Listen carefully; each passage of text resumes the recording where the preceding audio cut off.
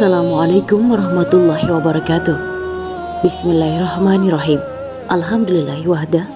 Wassalatu wassalamu ala rasulillah. Sahabat bidadari surga rahimakumullah. Kisah sahabat Nabi Muhammad SAW yang mulutnya bercahaya. Kisah sahabat Nabi Muhammad SAW yang mulutnya bercahaya diceritakan Mustafa Muhammadi Ahwazi dalam bukunya berjudul Kisah-Kisah Keajaiban Al-Quran. Kisah ini datang dari sahabat Ali bin Abi Thalib. Diriwayatkan, suatu ketika Rasulullah SAW mengirim ribuan pasukan ke suatu daerah. Ekspedisi ini memperoleh kemenangan. Bala tentara Muslim ini kemudian pulang ke Madinah dan disambut oleh Rasulullah SAW.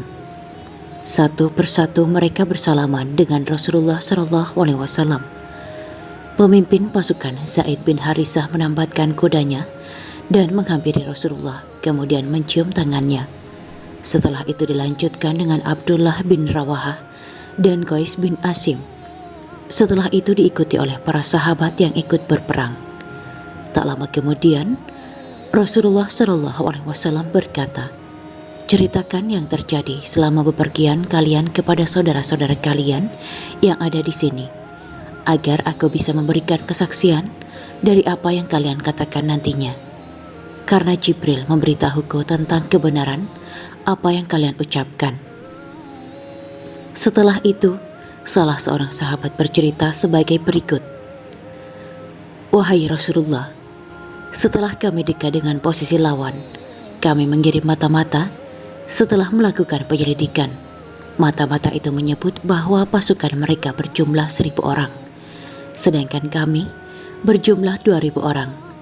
Namun 1.000 orang pasukan musuh itu hanya di luar benteng. Sisanya 3.000 pasukan berada di dalam benteng. Tampaknya mereka sengaja mengembuskan kabar bahwa pasukannya hanya berkekuatan 1.000 orang. Hal ini dilakukan agar membuat kita lengah. Saat malam tiba, mereka menyerbu kami dan membuka pintu gerbangnya. Pasukan yang ada di dalam kota keluar. Mereka menghujani kami dengan panah di tengah malam yang gelap gulita. Sebagian besar pasukan masih tidur. Hanya ada beberapa sahabat yang masih terjaga. Di antaranya 4 sahabat Rasulullah, yaitu Abdullah bin Rawahah, Zaid bin Harisah, Qatadah bin Nu'man, dan Qais bin Asim. Mereka berempat sedang membaca Al-Quran di sudut perkemahan. Kondisi menjadi kocar-kacir. Pasukan mereka yang menyerang dengan terus-menerus sehingga kami kewalahan. Mereka hafal betul daerah tersebut. Dalam kegelapan malam, kami tidak mampu menghalau mereka.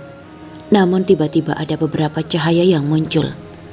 Nampak dari mulut Zaid bin Harisah, cahaya berkilauan seperti cahaya matahari. Kemudian dari mulut Abdullah bin Rawahah keluar sinar seperti cahaya rembulan. Dari mulut Qais bin Asim dan Qatadah bin Nu'man keluar cahaya seperti bintang kecora. Kami akhirnya bisa melihat musuh. Anehnya, mereka tidak bisa melihat kita. Akhirnya kami bisa membalas serangan mereka dan masuk ke dalam kotanya. Kami pun menang. Kami tidak pernah melihat cahaya seperti ini. Kami bisa melihat, tapi musuh tak bisa melihatnya." Abdullah ibnu Rawahah, sahabat Nabi Muhammad SAW, adalah seorang penyair. Dia penulis yang tinggal di Madinah, suatu lingkungan yang belum maju kala itu. Penduduknya kebanyakan buta huruf. Hanya sedikit saja yang bisa baca tulis. Banyak orang mengagumi syair ciptaan Ibnu Rawahah. Untaian kata syair-syairnya amat mempesona. Ia sahabat dari kalangan Ansyar yang mengikuti Bai'ah Aqabah Ula dan Bai'ah Aqabah Tsani. Sementara ia memeluk Islam, kemampuan bersyair itu dibaktikannya untuk mengabdi bagi kejayaan Islam. Rasulullah menyukai dan menikmati syair-syairnya. Tak jarang beliau meminta Ibnu Rawahah lebih tekun lagi membuat syair. Pada suatu hari, Rasulullah duduk bersama para sahabat. Tiba-tiba datanglah Abdullah bin Rawahah. Nabi bertanya kepadanya, "Apa yang engkau lakukan jika hendak mengucapkan syair?" "Kurenangkan dulu, namun baru kuucapkan," jawab Abdullah sembari mengucap untayan kalimat indah. Syair itu jika diterjemahkan ke dalam bahasa Indonesia bunyinya begini. Wahai putra Hashim yang baik, sungguh Allah telah melebihkanmu dari seluruh manusia dan memberimu keutamaan di mana orang tak usah iri. Dan sesungguhnya aku menaruh firasat baik yang kuyakini terhadap dirimu, suatu firasat yang berbeda dengan pandangan hidup mereka. Seandainya Anda bertanya dan meminta pertolongan mereka dan memecahkan persoalan, tiadalah mereka hendak menjawab atau membela. Karena itu, Allah mengukuhkan kebaikan dan ajaran yang Anda bawa, sebagaimana Ia telah mengukuhkan dan memberi pertolongan kepada Musa. Mendengar itu, Rasulullah menjadi gembira. Beliau bersabda, dan engkau pun akan diteguhkan Allah. Qatadah bin An-Nu'man. Sahabat Nabi Muhammad ini aslinya bernama Abdul Khatib. Beliau merupakan penduduk Madinah sehingga disebut golongan Ansyar. Dalam pertempuran Uhud, mata Qatadah bin An-Nu'man terluka hingga lepas dari rongganya. Kemudian Nabi Muhammad dengan didahului dengan doa mengembalikan bola mata Abu Qatadah seperti sedia kala. Ia dijuluki sebagai Ksatria Rasulullah atau Faris Rasulullah. Beliau wafat di kota Madinah tahun 54 Hijriah. Menurut sebuah situs, Qatadah memiliki arti pohon kayu keras. Zaid bin Harithah. Dari banyak sahabat Nabi yang mulia, Zaid bin Harithah adalah sosok yang istimewa. Sampai-sampai beberapa hukum syariat pun turun berkenaan dengan kisahnya. Beliaulah satu-satunya sahabat yang namanya diabadikan Allah di dalam Al-Quran, Surat Al-Ahzab ayat 37. Zaid dikenal rajin membaca Al-Quran. Saat malam dan puasa, semua orang mengenal Zaid sebagai sahabat Nabi yang ahli ibadah. Zaid bin Harithah merupakan anak angkat Mutabanna Rasulullah Shallallahu Alaihi Wasallam, sehingga beliau dikenal dengan panggilan Zaid bin Muhammad. Qais bin Hashim. Sebelum memeluk agama Islam, Qais bin Hashim amat membenci anak perempuan. Ia dikenal kelewat sadis membunuh anak-anak perempuannya. Itu sebabnya ketika suatu hari ia datang kepada Rasulullah Shallallahu Alaihi Wasallam, sebagian orang-orang Ansyar bertanya kepadanya tentang kebiasaannya mengubur hidup-hidup bayi perempuan.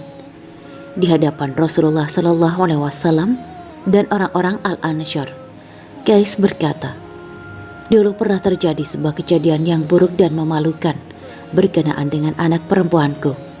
Tidaklah lahir bayi perempuan dariku kecuali aku menguburnya hidup-hidup. Aku tidak pernah sayang kepada mereka sama sekali, kecuali kepada anak perempuan kecilku yang dilahirkan oleh ibunya saat aku dalam perjalanan. Ibunya menyerahkan anak perempuanku itu kepada paman-pamannya, sehingga dia tinggal di tengah mereka. Saat aku pulang, aku bertanya kepada istriku tentang anak yang dilahirkannya itu.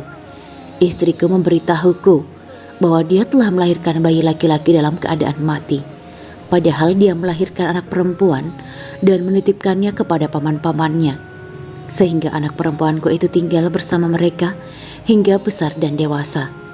Waktu itu aku tidak tahu kejadian yang sebenarnya. Berapa tahun kemudian, istriku mengajakku mengunjungi paman-pamannya. Di rumah mereka aku melihat anak perempuan yang rambutnya panjang dan dihiasi dengan hiasan yang rapi. Dan pada setiap helai rambutnya tercium aroma wangi.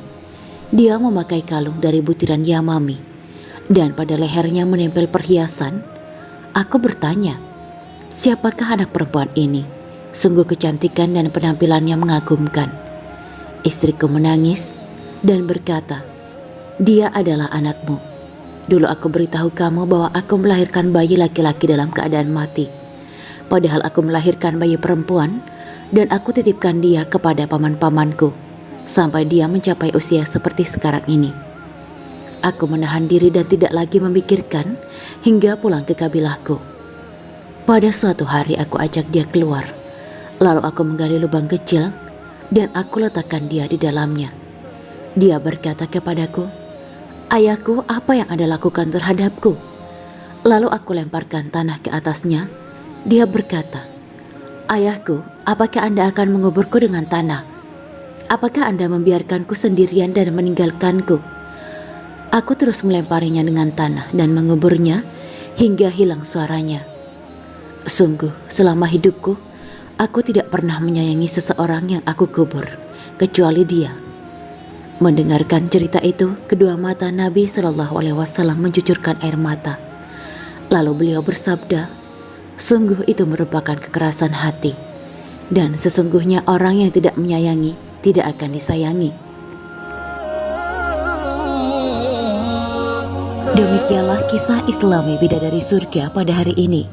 Jangan lupa like, share, dan tinggalkan komentarnya, agar kami semakin bersemangat dalam membuat konten yang lebih baik lagi dan dapat diambil ilmunya.